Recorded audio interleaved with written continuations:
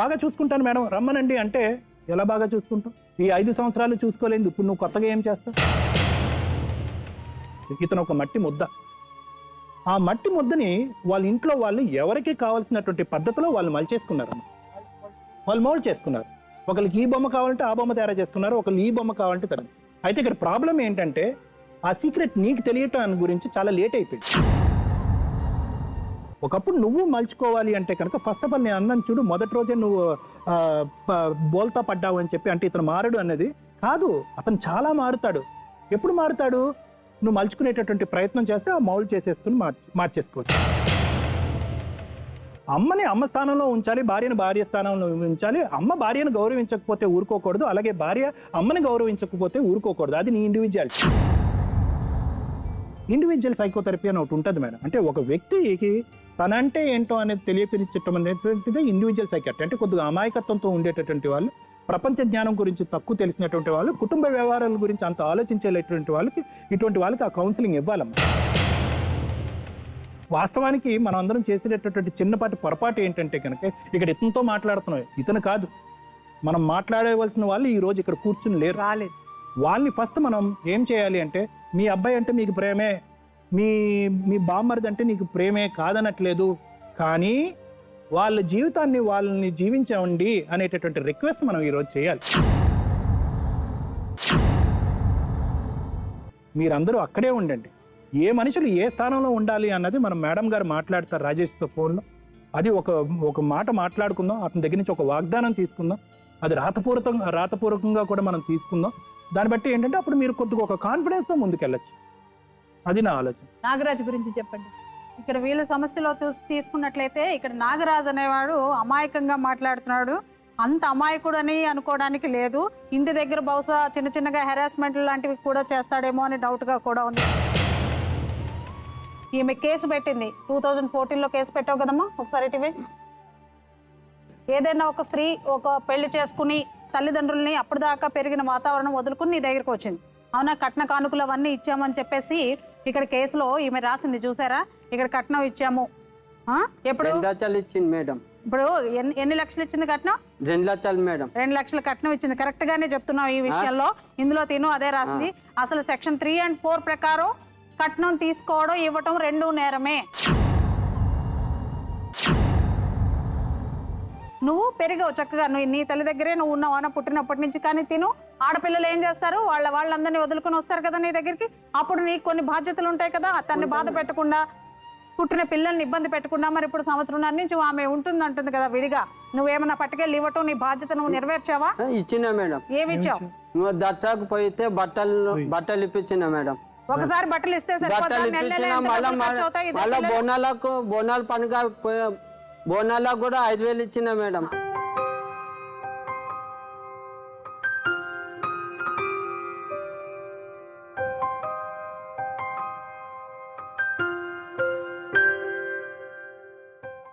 మరి నీ పేరేంటి? భవాని. భవాని పెద్ద కొడుకా? దా ఇక్కడ రా.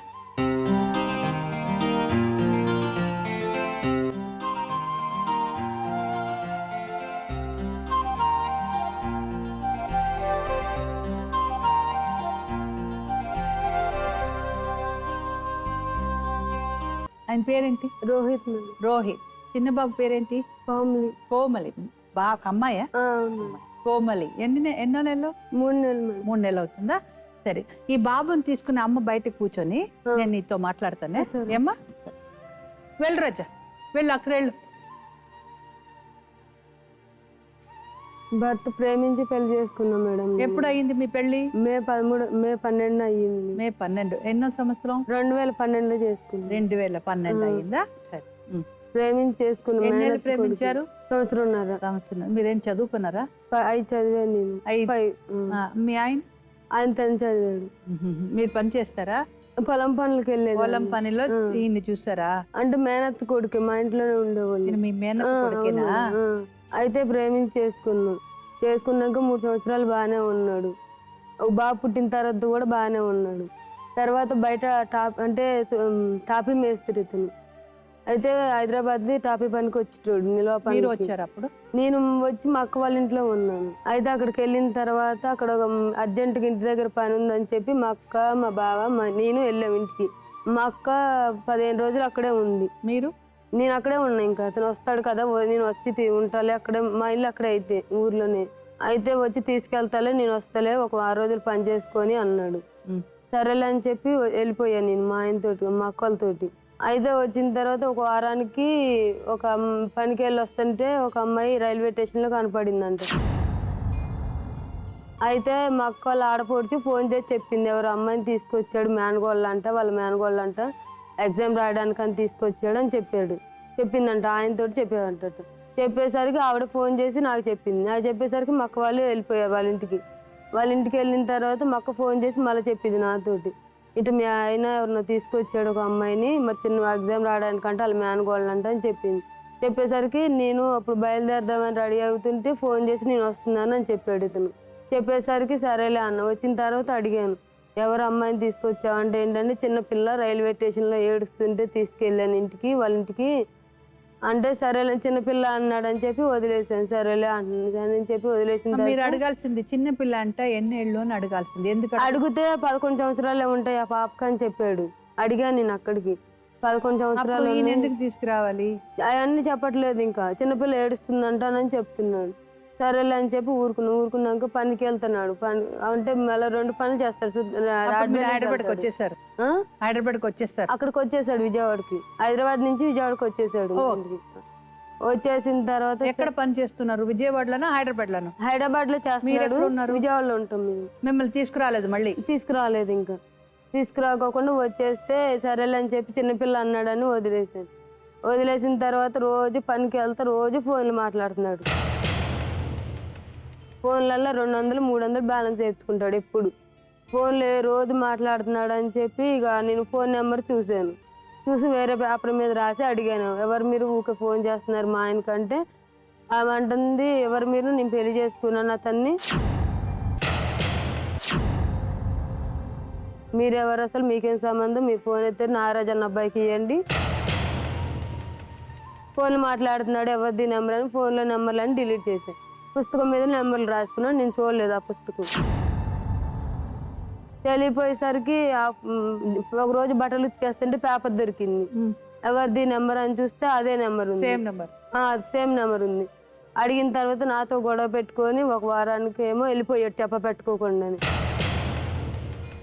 వెళ్ళిపోయి ఫోన్ కూడా స్విచ్ ఆఫ్ పెట్టేసుకున్నాడు. ఒక వారం అంతా దొరకలేదు. తర్వాత వీళ్ళ తమ్ముడు వీళ్ళ బాబు పిన్ని కొడుకుకి ఫోన్ చేశాను నేను. ఎందుకు పోలీస్ కంప్లైంట్ ఇవ్వలేదు అంటే తమ్ముడు అన్నాడు, ఏదైనా ఫోన్ నెంబర్ ఏదన్నా దొరికితే ఇవ్వచ్చు అక్క, ఏం లేదు ఇప్పుడు వాళ్ళు ఎలా పట్టుకుంటారు అని అన్నాడు. తర్వాత ఫోన్ నెంబర్ దొరికింది వాళ్ళది, ఆ అమ్మాయి వాళ్ళ పిన్నిదంట ఫోన్ నెంబరు. వీళ్ళ తమ్ముడు ఇచ్చాడు మా మరిది. ఇస్తే ఆ నెంబర్ తీసుకెళ్ళి పోలీస్ కంప్లైంట్ పెట్టాము మేము. వాళ్ళు ఫోన్ చేశారు, ఇట్లా మా అమ్మాయిని 3 రోజుల క్రితంగా పెళ్లి చేసుకొని వచ్చాడు ఈ అబ్బాయి, నారాజ్ అన్న అబ్బాయి, పెళ్లి కాలేదని పెళ్లి చేసుకున్నాడు అని చెప్పి వాళ్ళంటే అప్పుడు రప్పించారు. ఏమన్నాడు, నేను పెళ్లి కాలేదని పెళ్లి చేసుకున్నాను అంటే రమ్మంటే రానన్నాడు. పోలీసులు రమ్మన్నా రానన్నాడు. రానంటే అమ్మాయిని మరి ఏం చేస్తావంటే ఎక్కడన్నా ఉంటారా మీరు అని పోలీసులు అడిగితే నేను హైదరాబాద్ తీసుకెళ్ళి అక్కడే ఉండిపోతాం మేము రామని అన్నాడు. సినిమా అనుకుంటేమో ఆడుతున్నావా నువ్వు? ఇంకొకరి లైఫ్లో ఆడుతున్నావా? నువ్వు జైలుకి వెళ్తావు పర్వాలేదా? చచ్చిపోతాం మేడం అవసరం అయితే. ఊరు వాళ్ళు అది చెప్తున్నారు ఇది చెప్తున్నారు అంట, చిక్కులేదు నీకు పుట్టిన బిడ్డ. అంటే నేను మొత్తం అంతా కూడా మన బండి ఎక్కడ ఆగిపోతుంది అంటే మేడం, మళ్ళీ ప్రేమించుకోవటం, మళ్ళీ పెళ్లి చేసుకోవటం, ఇదే న్యాయం? ఏది ప్రేమ అంటే వీళ్ళందరూ కూడా సినిమా అనుకుంటున్నారు. మీ ముగ్గురిని నేను చూస్తున్నాను కదమ్మా, మీరు ముగ్గురు కూడా ఎవరి జీవితం వాళ్ళు గడిపేటటువంటి విధంగా ఉంది.